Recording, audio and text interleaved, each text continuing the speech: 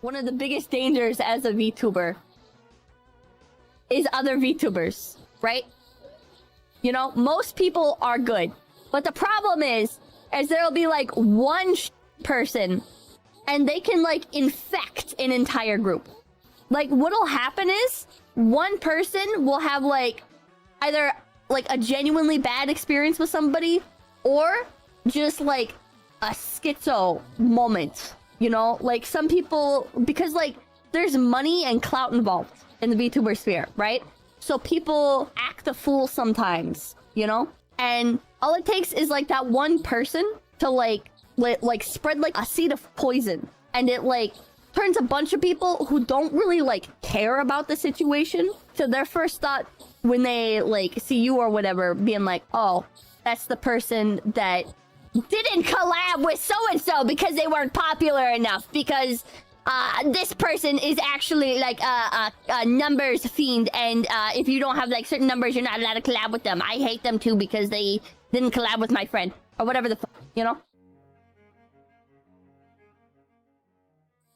I think my favorite reoccurring thing is every time I go on a break and then I come back, streaming feels like the best high in the world, man. It always feels so good coming back from break and streaming, and I always have 10 million different things to talk about, and I always feel like such a rejuvenated sense of being. That's why I like my 2-day break. I don't like my 2-day break because I want 2 days away from you f***ers. I like my 2-day break because it gives me like time to recharge, and like when Tuesday comes, I always have so many ideas for the week, and I always like feel, well, I guess I don't always feel great, but I usually feel great. It's really tempting. It's really tempting to like push things and be like, well, I could do like one shorter stream on my day off, or I can do collabs on my days off, because it's not like I'm technically streaming anyways. But it doesn't, like if I do that, it doesn't like my rest meter doesn't recharge. It like stays where it was at before.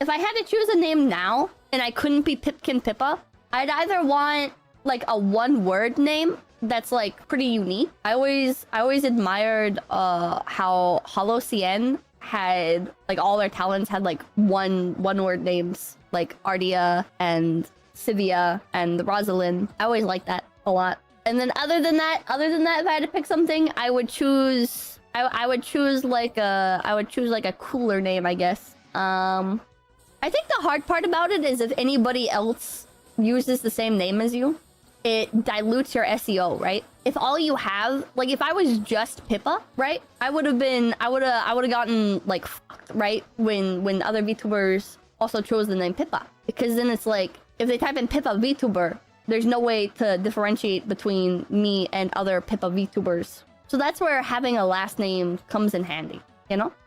What is SEO? SEO is search engine optimization. But Pippa would be a bad name to do that with anyways, because it's like it's a real name. It's like a normal name that like people have in real life. Versus like Ardia had like a really unique name, you know what I mean? From a purely number standpoint, yes.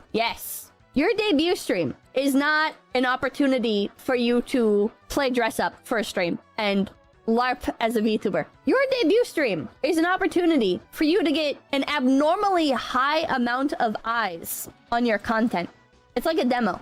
In my opinion, it should be like a demo. One thing I hate about VTuber debuts is it's like, hello, my name. It's the same thing I did in my debut. And I hate this now. I'm so burnt out. I feel like we as a society should know better. Okay?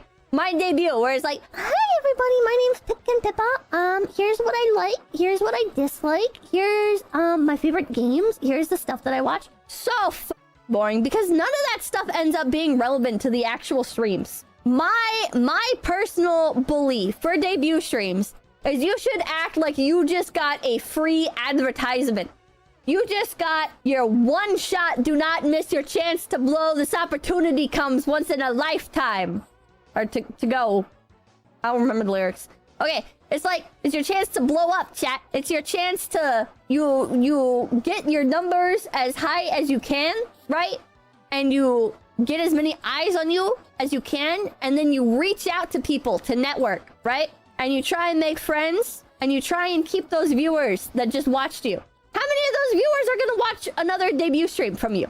None of them, because you're not gonna do another debut stream, idiot. So why are you doing your debut stream as like a self-introduction thing? Nobody cares. Nobody fucking cares. Show them like your actual personality through your content. Nobody cares about your lore. They'll care about your lore if you like present it naturally through your content and keep incorporating it as like an ongoing thing. Nobody fucking cares that you were the last child of the Demon King and you've now begun your quest and your favorite episode of My Hero Academia is number 3 because Boku no Pico or whatever the main character's name is voice acted by your favorite seiyuu. Did you mention yet that you're really into seiyus? Also, you love idols. Oh my god. Wow, that's so crazy. What's your favorite idol? Doesn't matter because you're not doing any streams about it in the future. That's my hot take on debuts. I wish there were more than like 2 Vtubers that actually talked about anime. That's why I like Rooney. Yeah, everybody talks about their favorite anime in their debut and then never talks about anime ever again. I think I did the same exact thing. I kind of have a routine, but in general, I like to keep things free-flowing because I feel like with content creation, if you commit to things too heavily, right? It's like it doesn't account for the flexibility of the platform, right? Or of like how volatile content creation is, right? This is why I think weekly schedules are stupid and I don't do them because like in theory, they're nice, right? And I understand why people like them. But if I plan to stream for the entire week and then something really crazy comes up, all I'm gonna be doing is thinking about that other thing that I'd rather be streaming, and it's gonna ruin those streams, right? I'd rather yeah, free range. I'd rather stay free range and like commit to the thing that I decide to commit to that day, right? That has like my interest that day, because I feel like it makes for better content, right? I've done that before where like I've plotted something out, or like collabs. This is like part of why I don't like doing collabs is because I'll agree to a collab with somebody and then like on that day a surprise drop for a horror game I'm excited for will happen, or I'll like have like a flash of creativity and there'll be like a thing that I really want to do and then I can't do it or even prep for it because I'm focused on collab stuff. It's like my brain pulling me a completely different direction. The Lord think you inspired you to start Vtubing. Hololive. Also, what advice would you give those who want to start Vtubing? Watch Vtubers. If you understand why other people like Vtubers, it'll be easier to be a successful Vtuber of your own.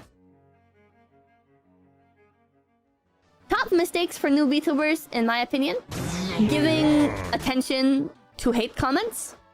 A lot of new Vtubers will get like one hate comment and they catastrophize it. They're like, this guy said he didn't like my model, so I am going to be getting a new model. I'm so sad because I really like this model. And it's like, you have 5 comments on your debut tweet and you're like, this one dude said he didn't like your model, so you're gonna get a new one?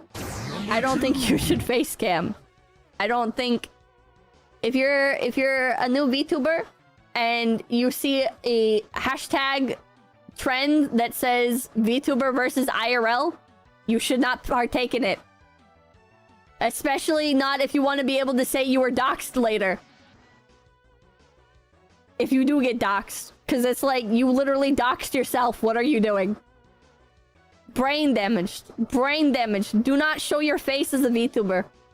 That's my icky gatekeeper take. I don't think VTubers should show their face. Spending a bunch of money on a model. You are brain damaged.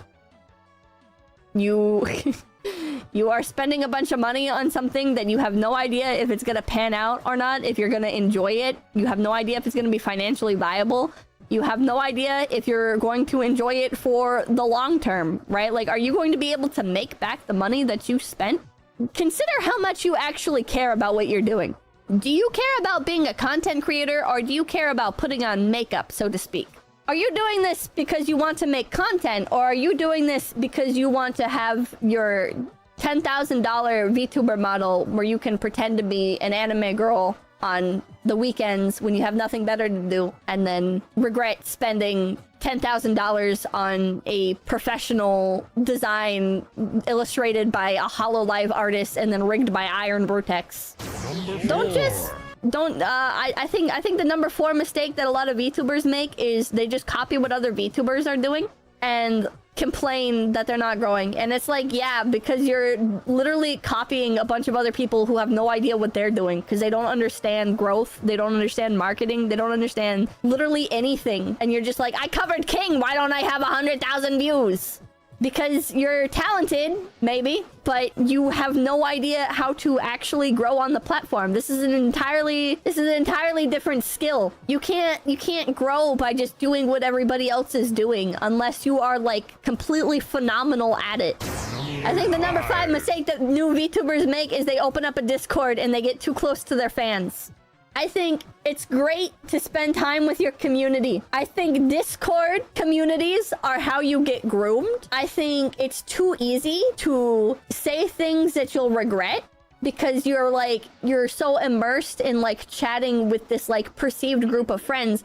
But they're not your friends, they're your fans. And you can be friendly with your fans and you can treat your fans like they're your friends, but you can't treat them like they're close friends, right? Like, cause ultimately they're fans. Most fans are great. Most fans are not weirdos, but there are people that will slip through the cracks and you will feel bad because these people like support you, right? So you don't want to push them away. You don't want to say like, hey, like you're going too far or I don't feel comfortable or whatever, right? Because like ultimately you're grateful to them because they're your fans. But you gotta be careful, man. You gotta be careful. If you don't understand what makes good if you don't focus on being entertaining, then it doesn't matter what you do because you'll never be able to entertain others, right? Like you're not focused on entertaining, you're focused on yourself. And you need to focus on your viewers if you want to like understand what works. You know what I mean? Good content does not always get recognized by numbers, and big numbers do not mean good content. But it does give you something quantifiable that you can strive for in a world where pretty much everything else is abstract. So I'm a big fan. Anyways, my name's Pipkin Pippa. I will see you guys